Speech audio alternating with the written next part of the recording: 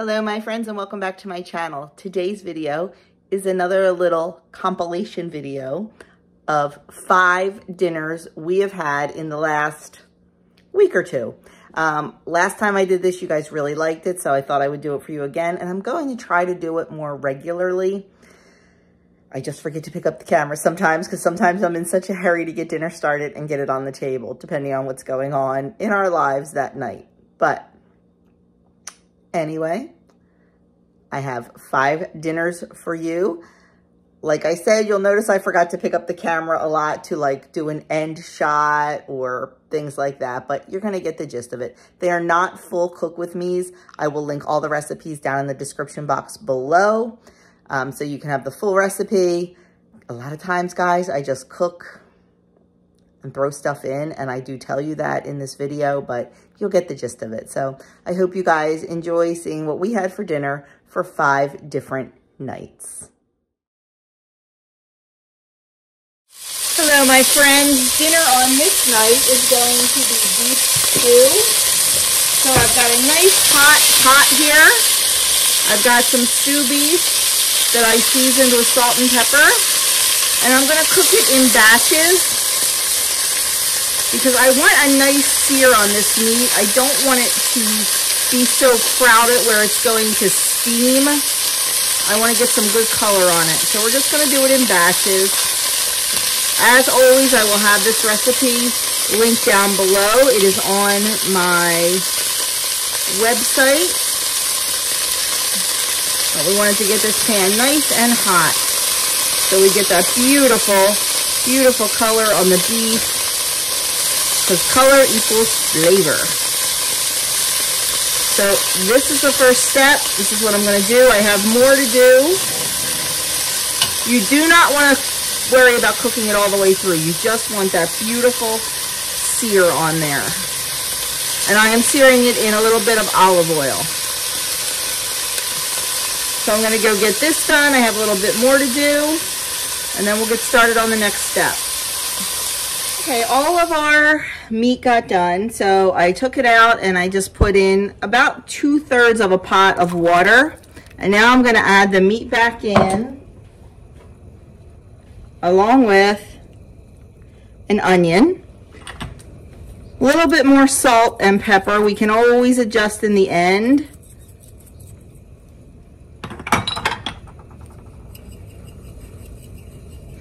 And then we're going to put the lid on this. We're going to bring it up to a boil. And then we're going to turn it down to a simmer. And we're going to let it simmer for an hour. Okay, our meat has been simmering for about an hour. So now I'm going to add in our carrots. I prefer to use baby carrots for stew. That's the only thing I really like baby carrots for. I'm really not a big fan of them, but I love them in my stew. I like the shape, and I also like that they're not quite as sweet as full-size carrots. So I'm doing 2 pounds in my stew.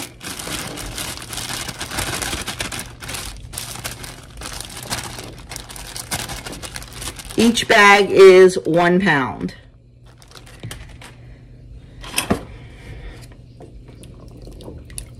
And I mix these in. Put the lid back on, bring it back up to a boil, and I'm gonna let them go about a half an hour. Okay, our carrots have been cooking in there for a half an hour, so now it's time to add our potatoes in. I just peeled and cut the potatoes. We're gonna add those right in, bring it back up to a boil, and let it go another half hour so the potatoes cook and the carrots will have a chance to cook.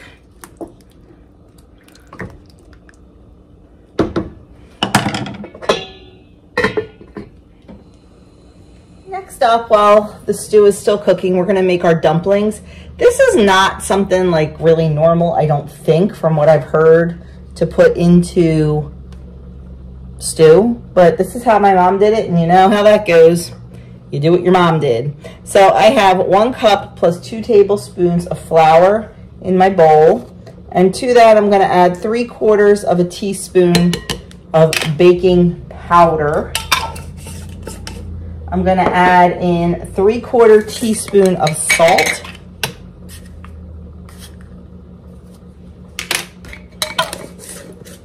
And we're going to add in 2 eggs.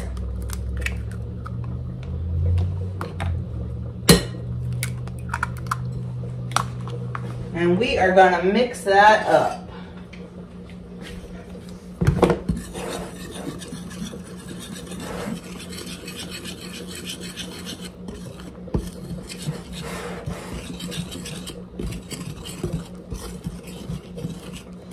And we're going to add in milk. The milk will vary, depends on the size of your eggs and things like that. I'm going to start with 1 tablespoon. If that's not enough, we'll add more.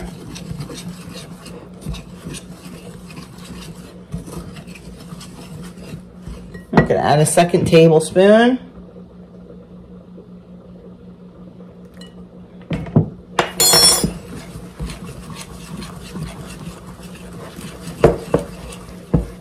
There we go.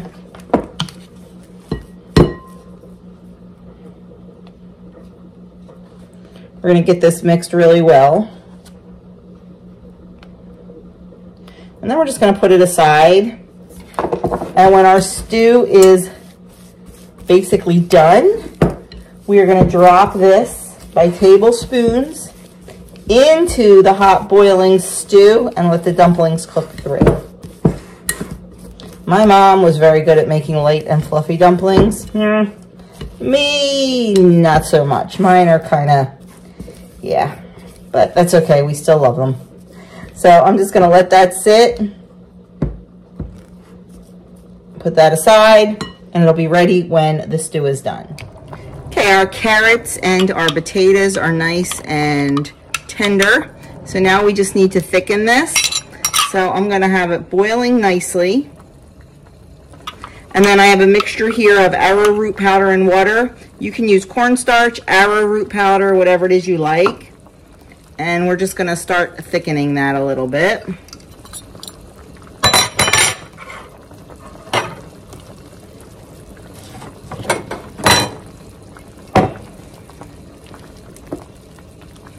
I like my, no surprise to all of you, I like mine very thick, my gravy very, very thick.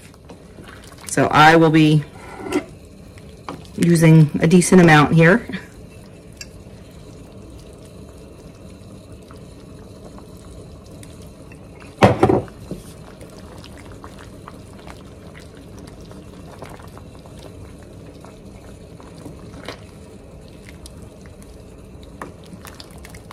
You can see the gravy definitely getting nice and thick.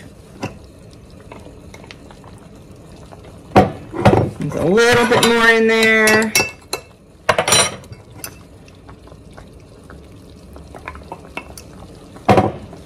Stir that in, and then we're just going to let that cook for just a few minutes. We're going to add the dumplings, and our stew will be done. Of course, you want to adjust seasonings, salt and pepper to taste. This is a very, very basic, simple stew. It's how we like it. We like to put lots of salt and pepper and butter on it on the plate. You can add anything you want to it to make it how you like it to taste. You can add thyme or whatever, but we like a very, very basic stew. Okay, our stew is looking good. So now I'm just going to take my cookie scoop and drop our dumpling dough right into our stew. You want to make sure that they are in there under the liquid. They will puff up as they cook. And once you get them all in, you want to cook for about 10-15 minutes. We're going to cover this and just let them simmer gently. And then that is it. We're done.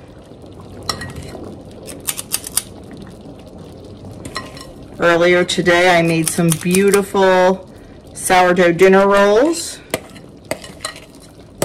to serve with it. And normally I would serve a salad with it, and I kind of forgot to get salad fixins. So we're not going to have a salad with it tonight. Okay, I'm going to go finish this up and we'll show you what it looks like. You can see they're already puffing up and floating to the top. So I'm just gonna turn it down to very low, cover it, and let them cook through. Okay, dinner on this night is going to be meatloaf and mac and cheese. It was a Doug request. So in my bowl here, I have 1 beaten egg along with some minced onion. And then I have pepper, paprika, dry mustard, onion salt, and garlic powder that I'm gonna add right in there.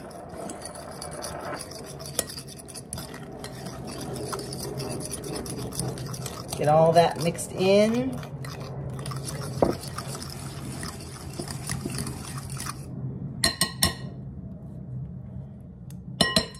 Then I'm gonna add in 2 pounds of ground beef.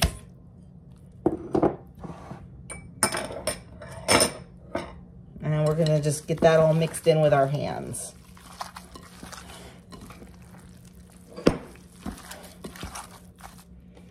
Okay, let me go wash my hands and then we'll add the rest of the ingredients.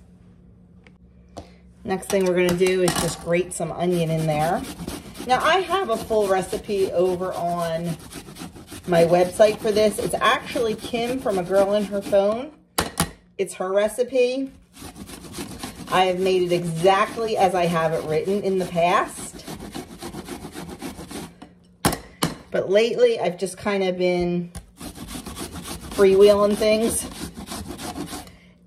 It's delicious no matter how you make it. The recipe is made to be made in the Instant Pot, but I have bone broth going right now, so that's not happening. It also calls for crackers, but I'm just throwing some breadcrumbs in. See, that's the great thing about meatloaf. You can kind of do whatever you want. You want to add vegetables, add vegetables. You want to use turkey, not beef, do that. You want to use like a meatloaf mix with all the different meats, you do that.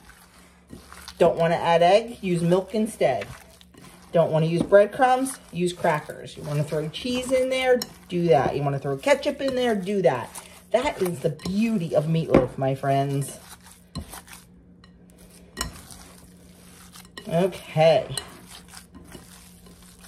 Well, that looks pretty good. This hand is still clean, so I'm just going to throw a little bit more breadcrumbs in. Just want it a little bit stiffer.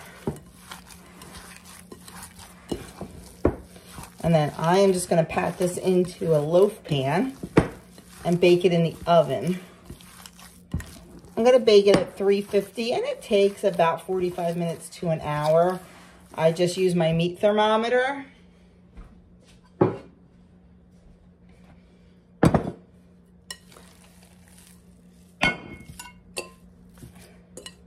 I will throw some barbecue sauce on top of that.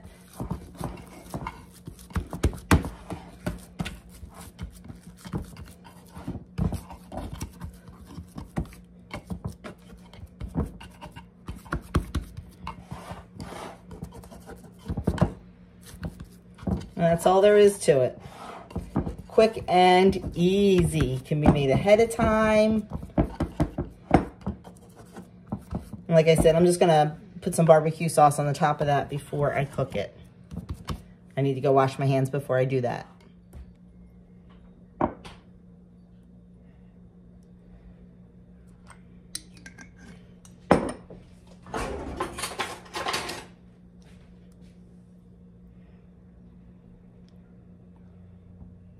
There we go. Ready to go in the oven. You can wait and do the barbecue sauce when it's done and then toss it under the broiler for a few minutes too, whatever way you prefer. Okay, now we're gonna make our macaroni and cheese. You just saw me make this a couple weeks ago. So I've got butter in my pan and I'm adding in flour and salt and dry mustard. And we're just gonna cook that just for a minute or so, just to cook that raw flour.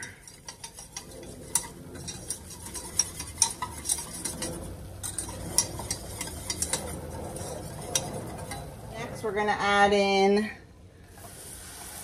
our milk. We have 2.5 cups of that. I'm gonna add it in slowly.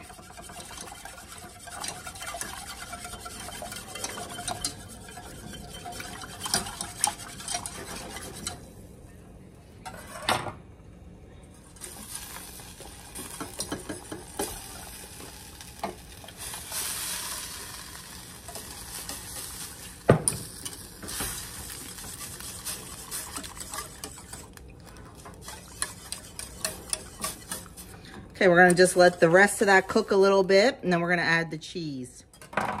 Okay, we are gonna turn this off, and we're gonna add in our 8 ounces of shredded cheddar.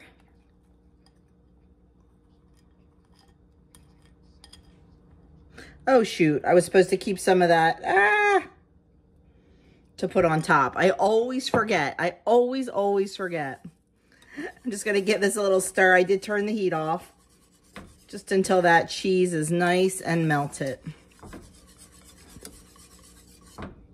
There we go. And next we are just going to pour that beautiful cheese sauce right onto our cooked noodles. That was 10 ounces of elbow macaroni.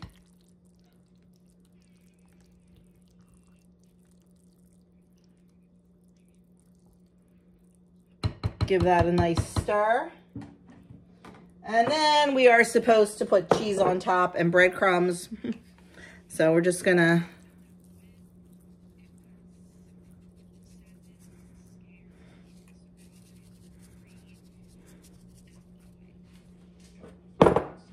and then I did manage to save a little bit of cheese.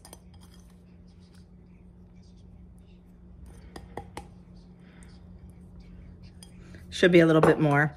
And then we bake that at 325 for 25 to 30 minutes. Dinner tonight is going to be crab bisque. You know, once a week we have soup. So we're gonna start with a tablespoon of butter into our pan. Now I did just take this Dutch oven out of the oven. We've made a loaf of bread in it. So it is very hot already. And we are just gonna melt this knob of butter. And then we're gonna add in our celery and our onion. Okay, we've got our chopped celery and onion. We're just gonna add that in. You can find this recipe in its entirety on my website. I will link it down in the description box below this video. We are gonna let this cook for about 5 minutes or until the veggies start to soften.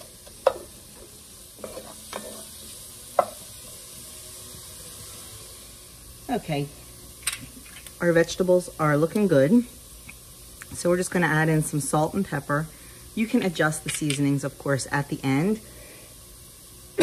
Excuse me. And then we're gonna add in a teaspoon of Old Bay.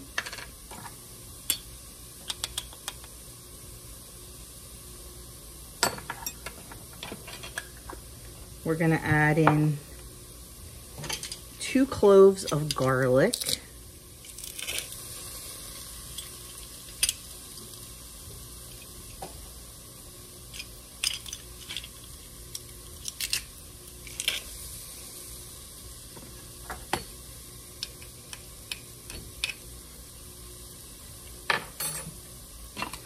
And then we're gonna add in 2 tablespoons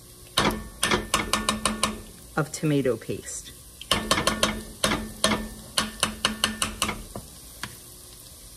We're gonna stir this until the tomato paste coats all the veggies.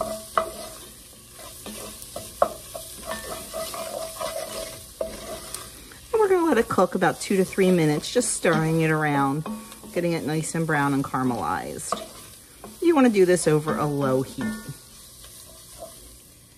Okay, we cooked that for about 2 minutes, and now we're gonna add in 3 tablespoons of flour, and we're gonna get that stirred in, and we're gonna let that cook out for about 1 minute.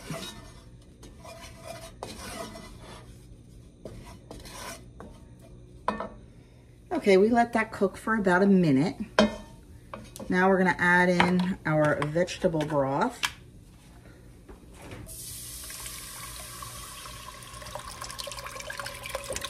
I'm gonna add about half, and then I'm gonna whisk it. Sorry about my arm. I got a baby in the other one. Just to try to break up that flour. Now don't forget, we have chunks of onion and celery in here, so it's not gonna be smooth yet. We just wanna get that flour broken up.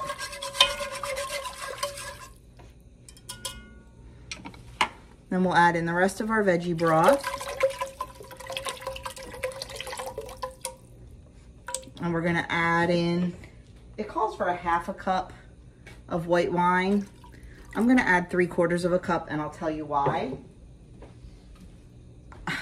Doug's a big red wine guy, not so much of a white wine guy, so we don't have that a lot. So I buy a 4-pack of these little cheap bottles of white wine. It's perfect for cooking. Each bottle has 3/4 of a cup in it. So that's generally what I use. So we are just gonna get that all mixed in. And then we are gonna let this simmer. Oh, no, we're gonna add in a bay leaf.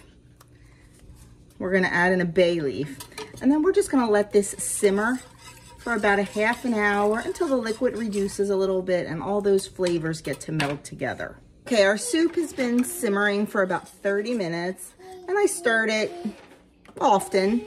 Now I'm gonna take out the bay leaf and we're gonna use an immersion blender and blend it until smooth. We're blending up all those onions and celery pieces. If you do not have an immersion blender, you can absolutely do it in batches in a regular blender.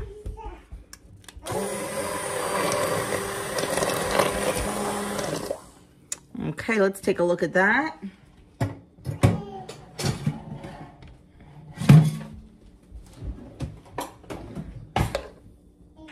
Yep, perfectly smooth, beautiful. Okay, I'm gonna up this a little bit, the heat, because I want this to come to a bit of a boil, because I want to thicken it. Now this part is totally up to you. You do not have to do it, it is optional.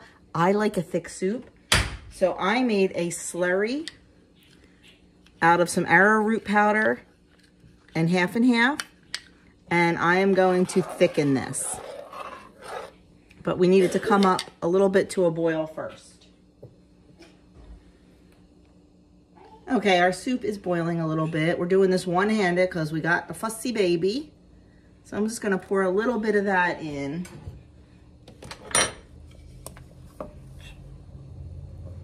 And stir it in. Oh, it got lumpy, darn it. Okay, we're gonna need to just strain that out, not a big deal. We're gonna let that get thick. And you can do as thick as you want, as thin as you want, it's up to you. And then we're gonna add in our half and half. But like you've seen me do before, we're gonna temper it because we don't want the cold half and half into the hot soup. We don't want it to break. Okay, I took a little bit of the soup out of the pot, and then of course the mama came in to pick up the baby, so it got cold. So I'm just gonna grab a little bit more because I want to temper the cream a little bit because I don't want it to, I don't want the soup to break.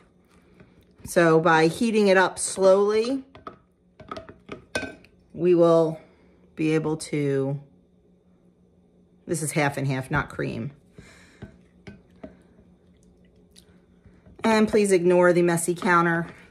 I have to do stuff as the babies are sleeping, and sometimes cleaning up comes last. Okay, this is looking good, looking very, very good. We're just gonna pour the rest of that in there, and then we're gonna pour the rest of this into our pot. Okay. You do not have to do this step. Like I said, I just do it because I don't want my cream to break.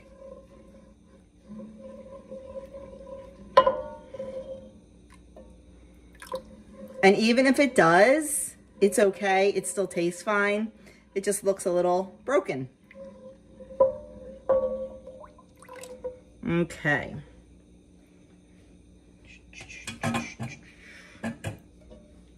Now the next thing, excuse my arm please.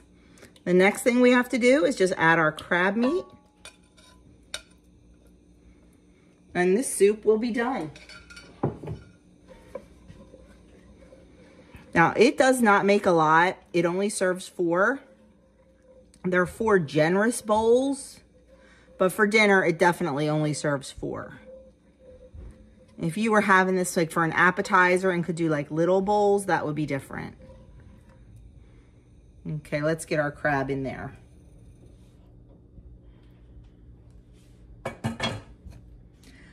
So when I'm making soups that contain crab, I like to use claw meat better than the lump.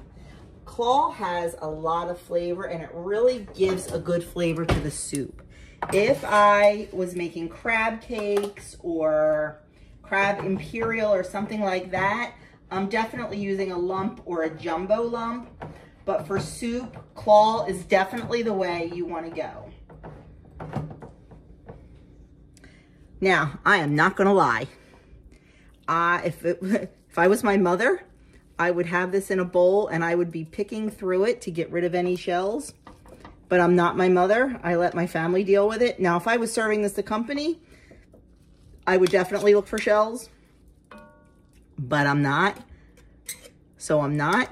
And honestly, I'm running out of time because I have to be at a meeting at church in 45 minutes. So if there's a shell, they'll deal with it. Now, if you want, you can keep a couple ounces of this out and garnish the top of your soup and make it look beautiful. Not gonna lie. Not gonna do that. I think when I made the original video on this, I think I did do that, but yeah, I'm not gonna do that now. So we just have this over low heat and we are stirring in our crab meat and we're gonna just let that stay on low to heat through. And there you have our dinner for tonight, crab bisque soup.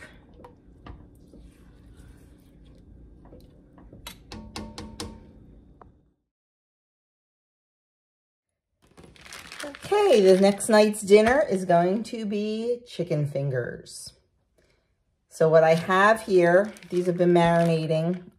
I have just some chicken breast that I cut into strips. You can use as much as you want, as little as you want, and I'm just marinating it in buttermilk.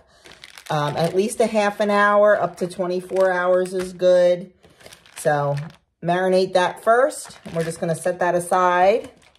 That's been marinating for a while, so it is ready to go. And we're going to get our breading made. Okay, in my pie plate, I have some breadcrumbs. The recipe calls for panko. These are kind of a cross between because these are my homemade breadcrumbs. Honestly, this recipe is really just kind of a guide. Like, I don't really measure anything when I make it. There are measurements on the website if you're so inclined to measure, but I just kind of eyeball it. So now I'm just grating in some fresh parm.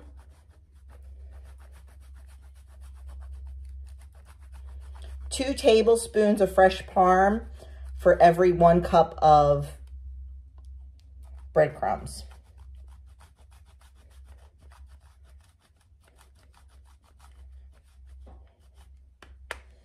Let's see what this does for us. I don't think this is going to be enough. I have a lot of chicken.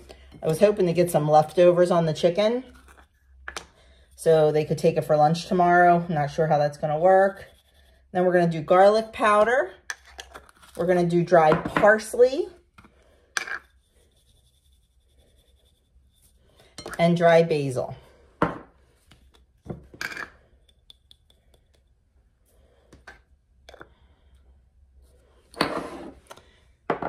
We're going to give that a really good mix.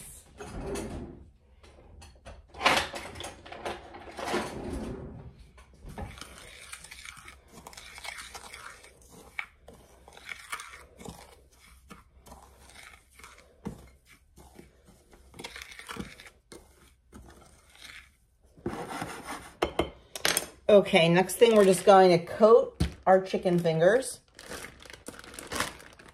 And then I have a big sheet tray coated or with parchment paper on there for easy cleanup. If you don't care about the cleanup, you can just spray some non-stick spray on there or whatever it is you like to do.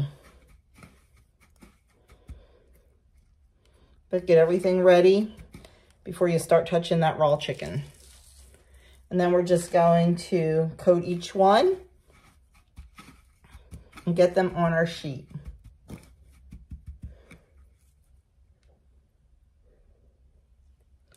Easy peasy. Normally, I make a honey mustard dipping sauce to go with these, but I think tonight I have some ranch in there that needs to be used up. I have some barbecue sauce.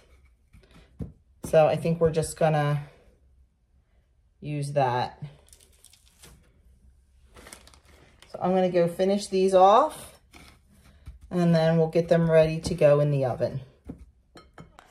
Sorry for the voiceover. I didn't even realize I had my baking show on the iPad going the whole time I was working on these.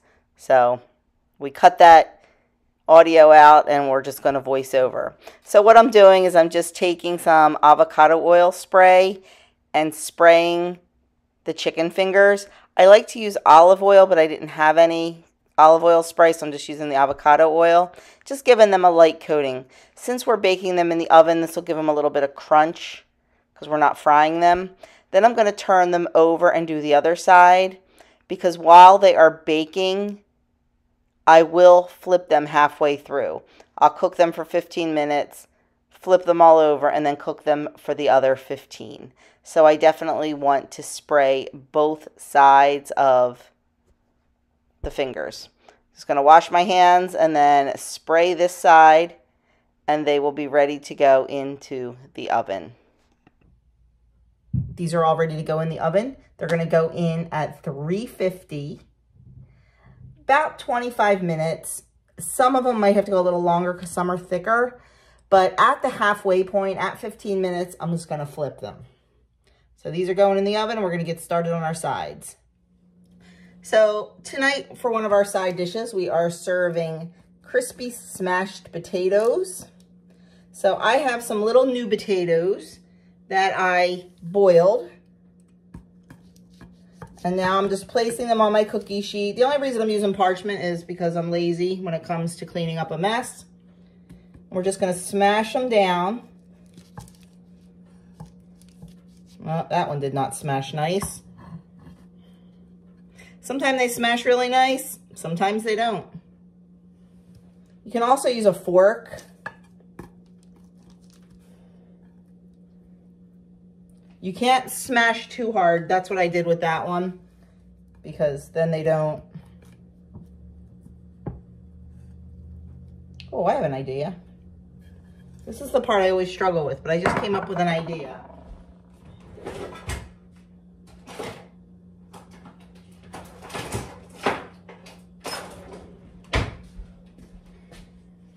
Let's try a meat mallet. Oh yeah. Much better. Let's see this side. Oh yeah. Oh yes. Use a meat mallet if you have a meat mallet. So we're just going to smash all our potatoes down. Once again, there's really no amounts for this. I generally allow between 4 and 6 per person. I'm making a lot tonight because I want leftovers. Okay, I am loving this. Why did it take me so long to come up with this idea? These aren't like cookies, like they don't, you know, spread or anything, so you can get them pretty darn close to each other.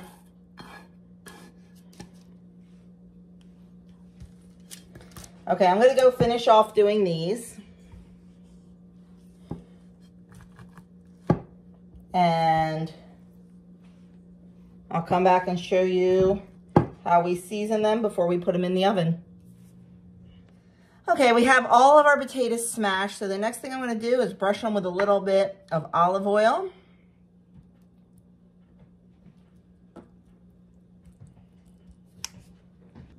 Okay, next I'm going to sprinkle on some seasoned salt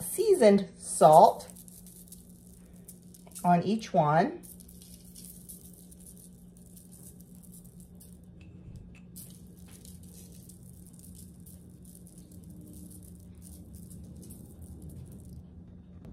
And then I'm going to hit it with a little bit of garlic powder.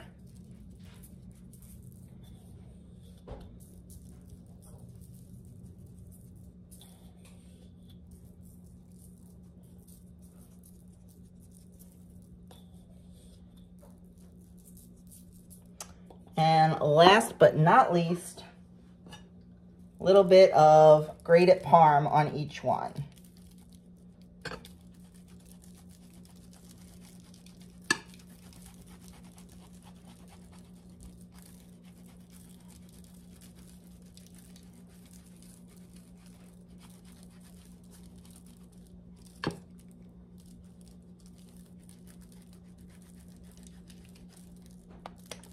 There we go. These are going to go into a 425-degree oven for 20 to 25 minutes. And there is our dinner tonight, the chicken tenders, the crispy smashed potatoes, and we had a little bit of carrot casserole left from Andrew's Friendsgiving, so that is our side. And that is dinner tonight. Okay, dinner tonight is an old classic in our house. My mom used to make it all the time because my dad loved it. My dad was a very, very simple man. And she just called it ground beef and noodles. And that's what we still call it. So when I need something really quick for dinner, this is definitely a go-to. I always have all of the ingredients on hand and it comes together in no time at all. So it's especially good for nights when Doug has school. So we just start with 1 pound of ground beef in the frying pan. We're gonna get that nice and brown. Our meat is nice and browned, and I just drained off the grease, and now I'm just gonna season it with some salt and pepper.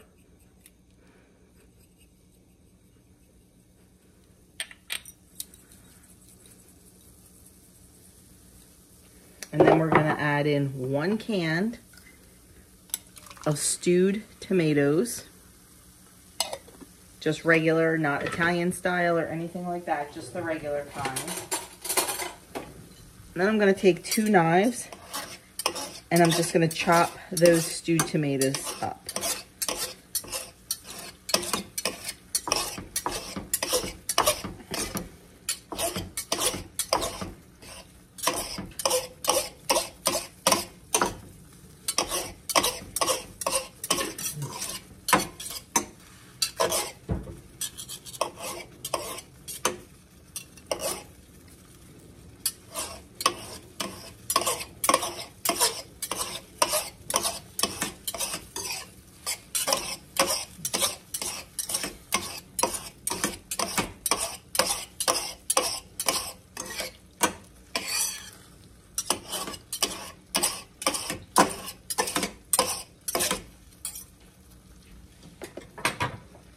Then we're going to take 1 8-ounce can of tomato sauce, dump that in, give it a good stir.